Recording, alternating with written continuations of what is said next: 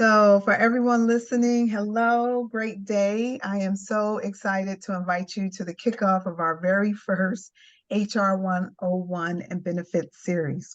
As the owner of Thiele Thatch Consulting, the purpose of starting this business is to create space and resources so that business owners and entrepreneurs can make more equitable decisions and choices. So, today our focus is on equity. And what we're going to talk about today is everything you need to know about workers' comp benefits. Today's workshop is in recognition and celebration of Thiele Thatch Consulting's partnership with Wetzel's Pretzels, supporting their Access to Equity program. And the Access to Equity program aims to enhance accessibility to franchisees and the franchise owners who are underrepresented individuals. So the Access to Equity program aims to enhance accessibility to franchise ownership for underrepresented individuals. The program offers financial discounts, education, and mentorship opportunities to candidates from diverse backgrounds. So here at Thiele Thatch Consulting, we're working hard every day to focus on HR equity strategies and inclusivity initiatives. And this information is created to promote equity and diversity, and we're providing it complimentary to provide you with insight so you can have all the resources you need to strengthen your business.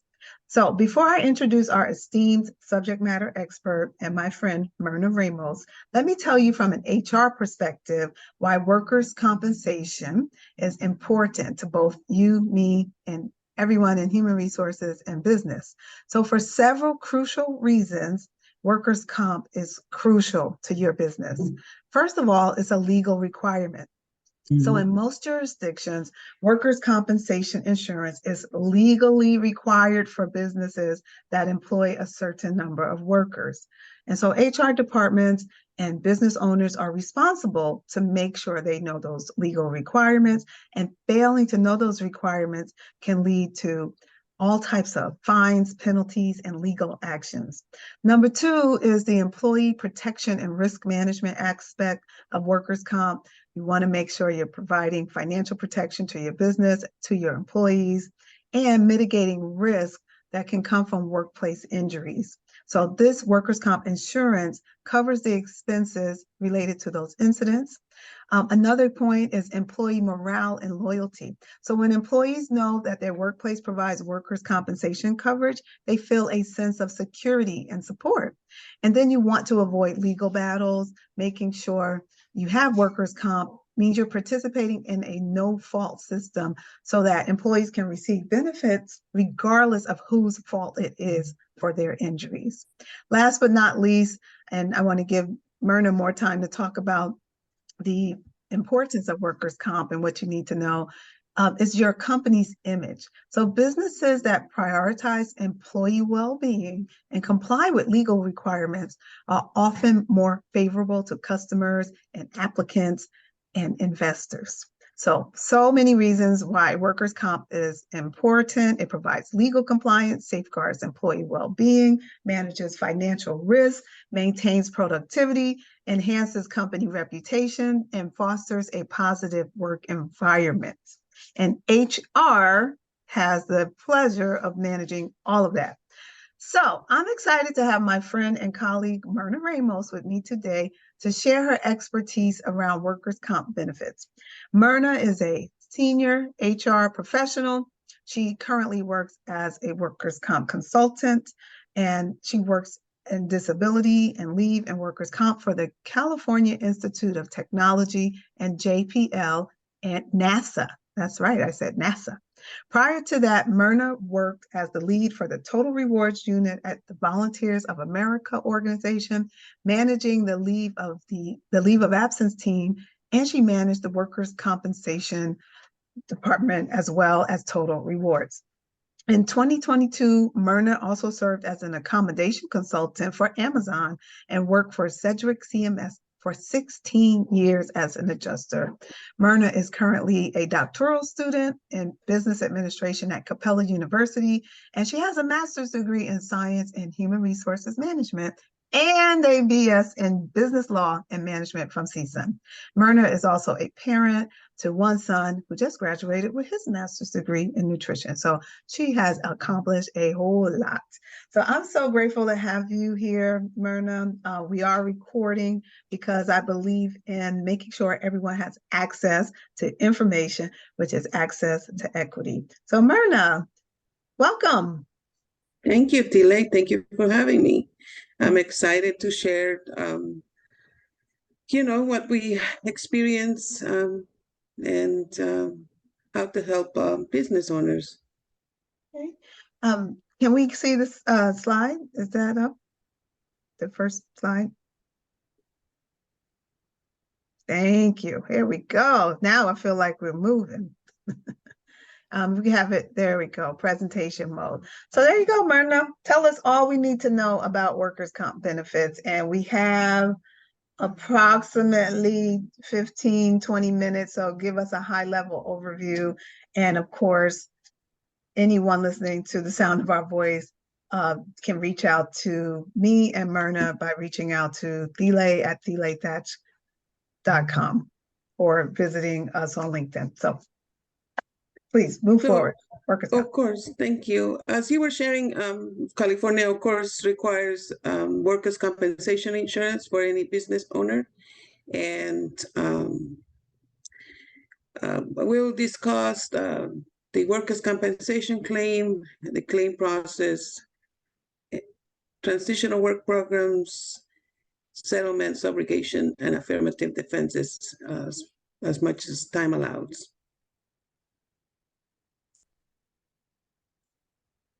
Next game, please. So what is workers' compensation? It's a no-fault insurance coverage for the on-the-job injuries or illnesses. These insurance began as a compromise between workers and employers. It is to cover specific injuries and cumulative injuries. A specific injury, for example, can be a rotator cuff tear that somebody has, or a broken arm. And a cumulative injury is something that happens with over time. It eventually gets to a point where the employee starts noticing, and then they bring up the complaints to you that they're having issues, for example, carpal tunnel syndrome or wrist tendonitis, just to give you an example. Workers' compensation provides a comprehensive benefits for injury workers, and it can be, for example, medical only or medical and compensation. Medical only is when the employee is able to work, whether they have restrictions or not, and they just need to get some medical treatment, such as physical therapy, to be able to improve their symptoms caused by the injury. On the other hand, medical and compensation, of course, includes the medical treatment, and in this case, the employee will be off work, and therefore they are getting temporary total disability, which gives them compensation while they're off work. The claims can be filed by the injury worker or their treating physician, doctor's first report of injury. All the claims that result in formal treatment, a bill is generated, must be reported to the third-party administrator or carrier. So once an employee goes to see the urgent care or the hospital, there has to be a claim file in order for the medical provider to send a bill. The employer must provide the employee the workers' compensation claim, DWC-1, form within 1 working day, and they need to submit it ideally within 48 hours.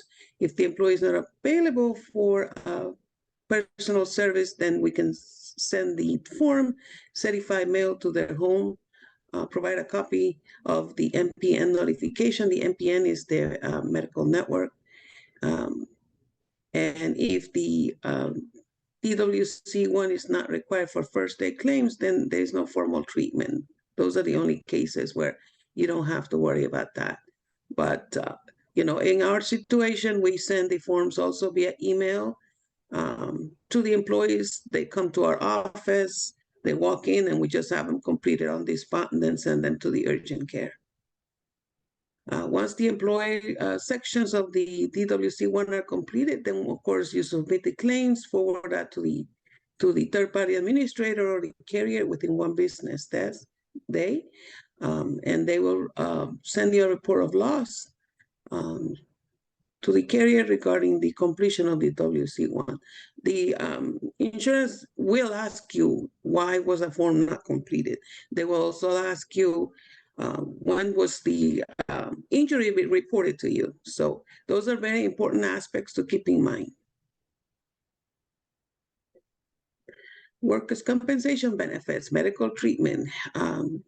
Medical treatment can include psychiatric treatment, chiropractic treatment, holistic and conventional treatment, such as, for example, physical therapy or regular visits. This also includes MRIs, X-rays, depending on what the injury treatment requires. Temporary disability payments, as I mentioned, if an employee is off work and they are unable to work because of the injury, they can receive temporary total disability, or if they're able to work part-time and they're missing wages part-time, they will receive temporarily partial wage loss benefits. Another benefit or compensation that an employee can receive through workers' compensation is permanent disability payments. These will be received after they have received already temporary total disability, and once a physician has given them an impairment or rating using objective findings, such as loss of range of motion and adjusted for age, occupation, and future earning capacity. If the employee has seen a qualified medical examiner, which is a QME. If they have attended a QME, then the QME doctor usually is the one that gives them the rating of permanent disability. And that permanent disability compensation is based on the rating given by the physician. Another of the workers' compensation benefits, the supplemental job displacement.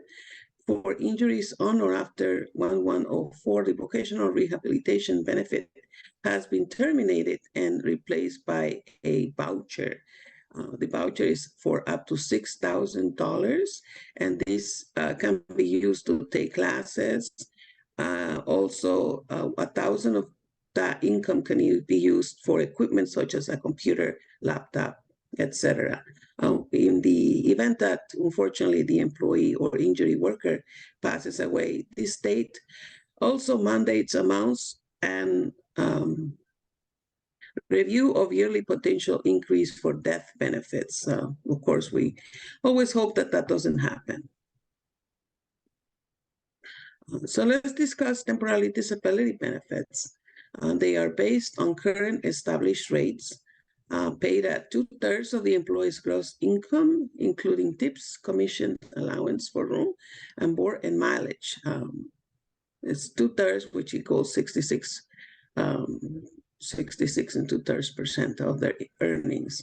Another thing to keep in mind is sometimes employees have more than one employer, and the insurance will include everything they receive, not just your income or that you're paying the employee.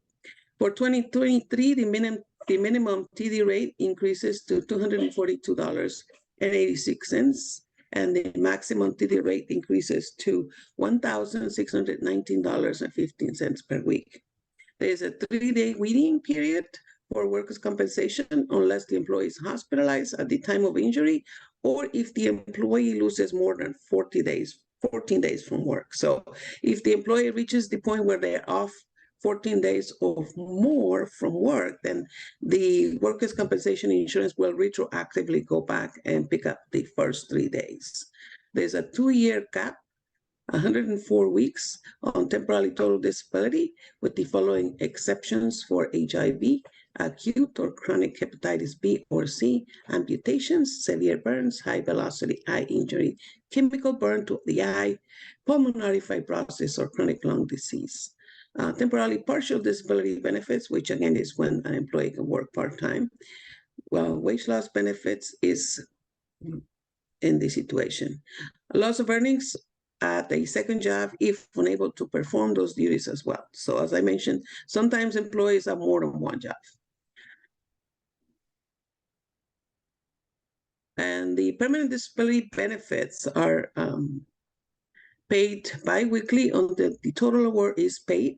Something to keep in mind is that sometimes the insurance company will give an advancement of permanent disability to the employee if they are facing financial hardship because they already got paid the max temporary total disability. But normally the minimum PD rate is 160 a week. The maximum is 290 a week, which equals 199% of permanent disability. Life pension benefits are also due if permanent disability is greater than 70%, and they commence after the full permanent disability award is given. Permanent total disability, 100% requires payment of temporary total disability benefits for the remainder of the employee's life. Can I stop you just to ask 2 questions, please? Yes. So these amounts that you're sharing, does this apply nationwide or is it state by state? Is it different? These are normally state by state. Sometimes they're similar or almost basically the same, depending on the state. And those, and when it comes to medical treatment, the rules also change depending on the state. Okay, so the examples you're giving are California state. Yes, and in New York, for example, the max that they get for TTD, for temporary total disability, is 170. So it varies by state. Okay, thank you. Just wanted to make sure I was clear. And then there was another slide early on I just wanted to share from a human resources perspective that it's really important, wouldn't you agree, or you can disagree, that you fill out an incident report when there's an incident in the workplace to prepare for the filing and the claims and or any workers' comp. Is that, Yes. what are your thoughts on Yes. that? Mm-hmm.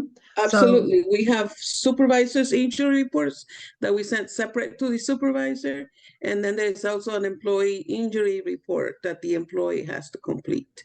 And an acknowledgement that they sign. That's what we do at my current position, so that they acknowledge and sign that they received the packet, all the forms, as well as every other document that provides them information for the workers' compensation benefits, the prescriptions, and everything else they're eligible when they have an injury.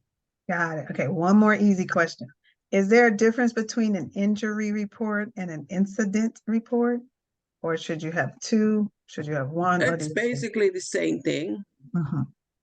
Okay, because I hear clients all the time, they're like, do I need an incident report or an injury report? So I usually lean to say incident. That way the incident can cover everything. Mm-hmm. But incident is a term that they use for OSHA.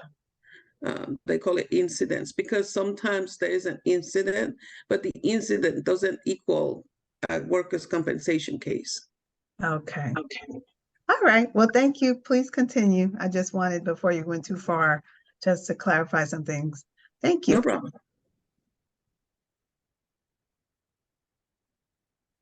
So the supplemental job displacement benefits, as I was mentioning before, employees are eligible to receive now a voucher that is up to $6,000 for all levels of permanent disability, and it can be used for training. And this is again for California public schools and any other provider listed in the state's eligibility training. Usually, once you get to that status in your case, the workers' compensation will refer your case to a third-party vendor that specializes on sending you the paperwork needed to complete the process to get the voucher. They usually do it for the employee, and also ask you what kind of classes you would like to take. And if you would like to use some of that money for equipment, as I mentioned, it's up to $1,000. They also reimburse you $500 if you choose to for miscellaneous, such as, if you need office supplies because you're going to be doing something different. Up to 10% or $600 may be used to pay for services of a licensed placement agency or buck counselor.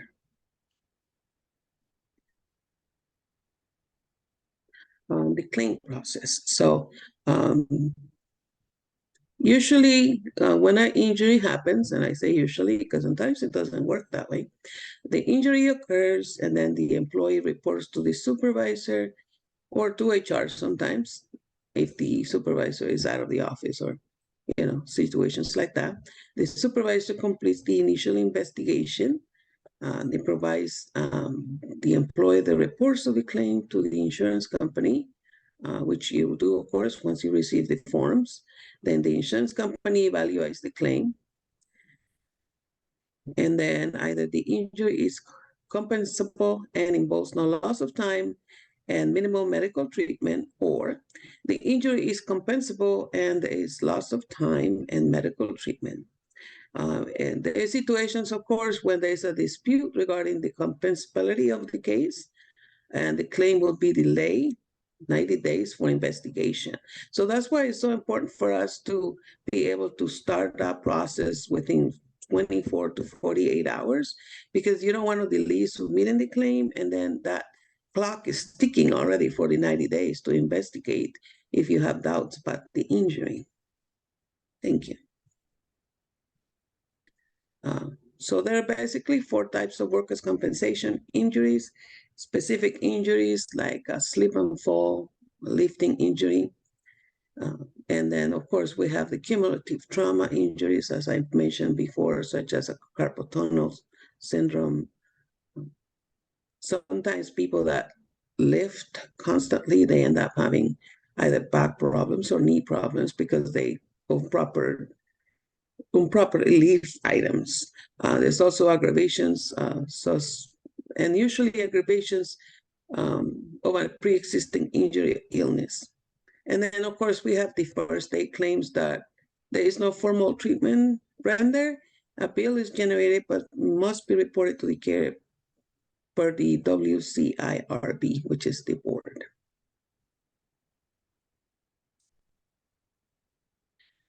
The employee's responsibilities. They need to report the claim, of course, timely.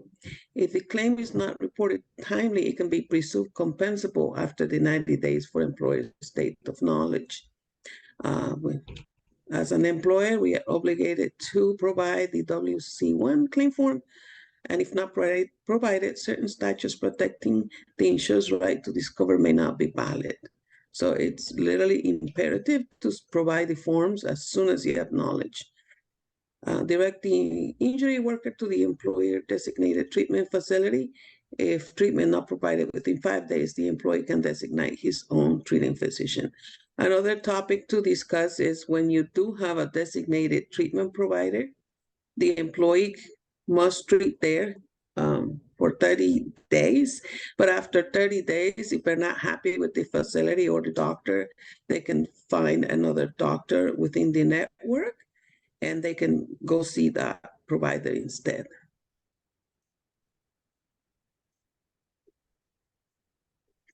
Another action to consider is when a claim is filed. Investigate the claim, determine causation, talk to witnesses, and prevention for future like injuries. So Tila, you asked me earlier about the injury or incident report. One thing that we always ask in our injury or incident report is, how could this injury be prevented in the future? And that's also asked to the supervisor and the employee, because sometimes people do things without thinking, and that's, unfortunately how there's injuries. But if we ask them the question, it brings also prevention. Attempt to return the employee to some form of transitional work. Modified work is key to significant cost saving, but also is there is some research that supports that an employee that is accommodated and working tends to be able to recover faster because they still feel like they're doing something and they feel motivated to continue to get better so that they can continue to work. determine whether there is a third-party liability. Subrogation can pursue against liable party for potential reimbursement of claim costs. So sometimes there could be either another party involved, like, for example, if somebody's driving a car for work, but they got hit by somebody, that would be a third party involved.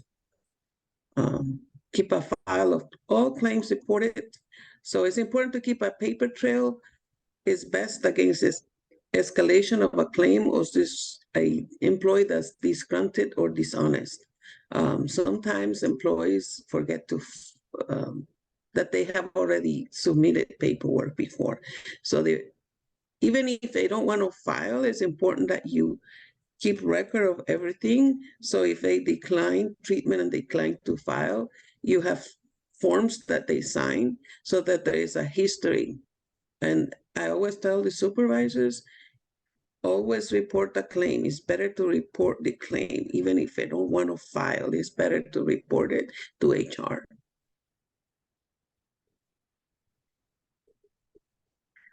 Reporting workers' compensation is a no-fault system. Benefits cannot be denied due to an employee negligence timely. Determine the cause of accident and correct hazards to prevent recurrence. So this is part of our safety. At Caltech, of course, we have a safety department, and they're the ones that reach out to the supervisors or the managers to ensure that they review some of the injuries and how the injuries happen so that these can be prevented in the future. If there's training that needs to be happening for any employer, really, that's something to consider, taking a look at the OSHA logs so that you understand what's causing the injuries. Is it not paying attention? Is it that somebody left something like the picture describes? Somebody left something spilled and nobody looked at it. Those are things that can be prevented. Types of investigation, subrogation, AOE in the course of employment, extent and nature, surveillance. Surveillance, of course, is when we do have a great suspicion of what's going on with this injury, and there is an investigator that goes and starts videotaping what is this employee doing out there. Are they really that limited?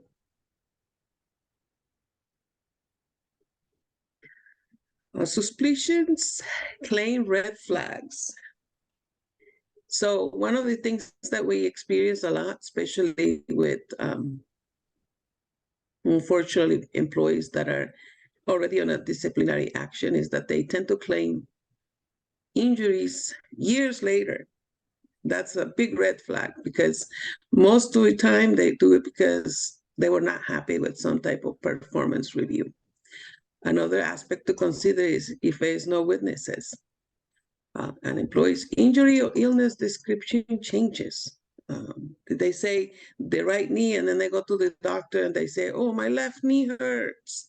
It's important to pay attention to the documentation. What does the supervisor say? What is the employee saying? An index that shows multiple prior injuries. One thing that we always do when we have a claim is that we check to see if it's prior injuries or prior claims, even with another employer. There is a way that you can check yourself and see if there is any prior claims with other employers, which might be same injury or same body part that they're now claiming. Injury reported after a personal action or post-termination. That's precisely what I was talking about. We actually just had 2 last week. One was filed 5 years later after he was terminated, and one was filed 6 months after he was terminated.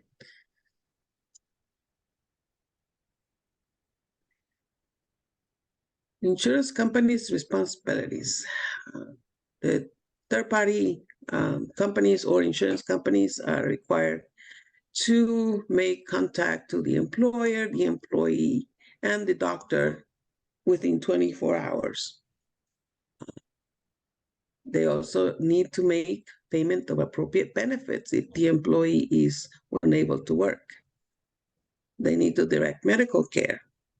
So this is done either by the examiner approving the treatment if they are able to make approval right away, or by sending it to the utilization review panel, and then they make the recommendations on approving medical treatment.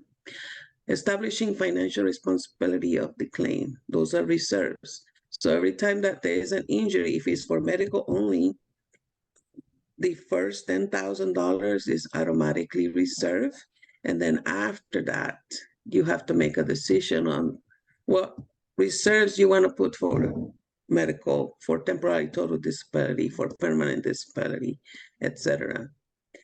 Identify and pursue subrogation opportunities. How can you prevent increased cost on this case? And that's something you can consult with your attorney.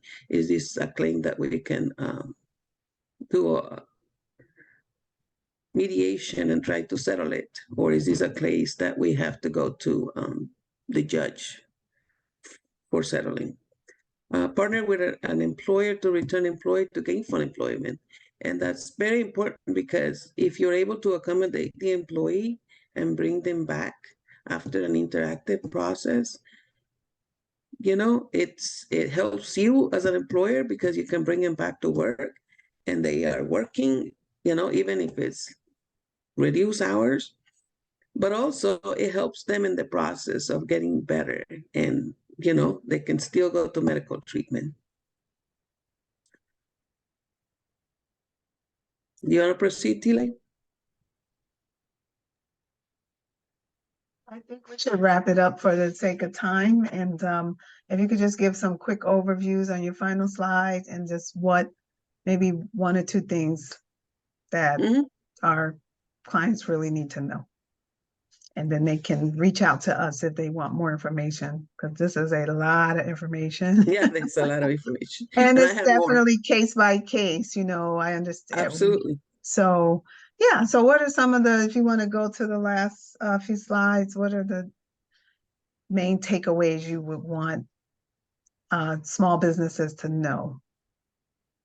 Just so understanding the return to work. Go ahead, Mirna. Sorry. Yeah.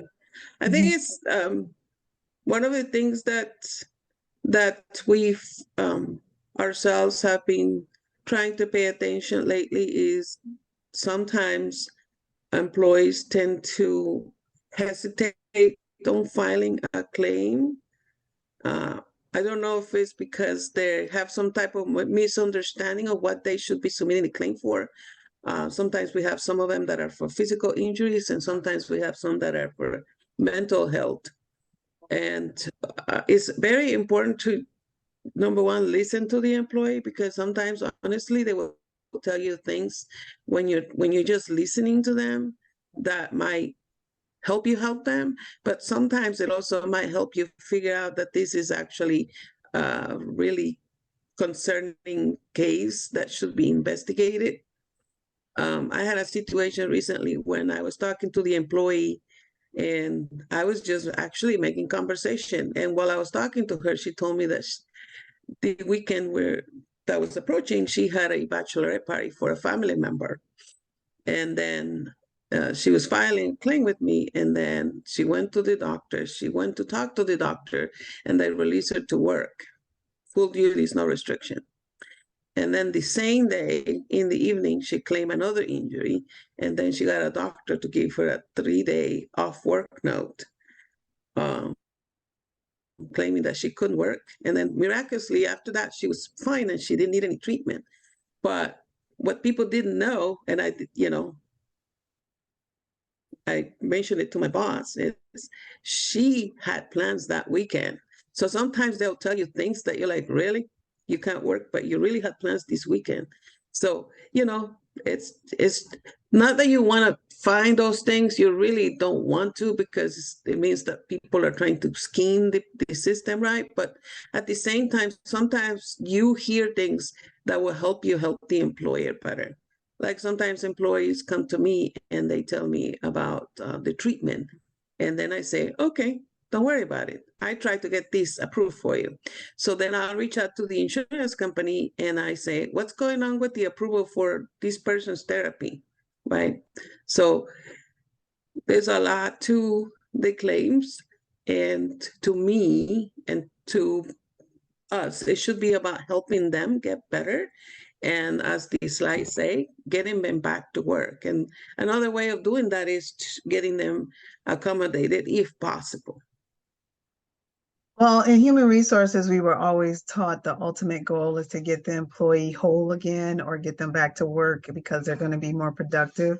Are there any last words before we close out? Did you have anything else you want to share? I just wanted to share that this is just one of many series of information that we're going to provide. But again, workers' comp is so crucial to everyone's business. We really need to start focusing on these benefits to make sure that your business can withstand the risk and the challenges that might happen if your employees are injured. So, Mirna, any last words or things you wanted to share? I just wanted to thank you for having me on, and thank you for those that are joining or that will listen later. And have a wonderful day. Okay, well, anyone who has joined, we will share the recording via LinkedIn, and I also will share it with you personally. Are there any questions from any participants before we end? I didn't see any in the chat. I probably should have told you to put some in the chat. Okay, well, looks like we are the last 3 participants. Look at the beautiful graffiti.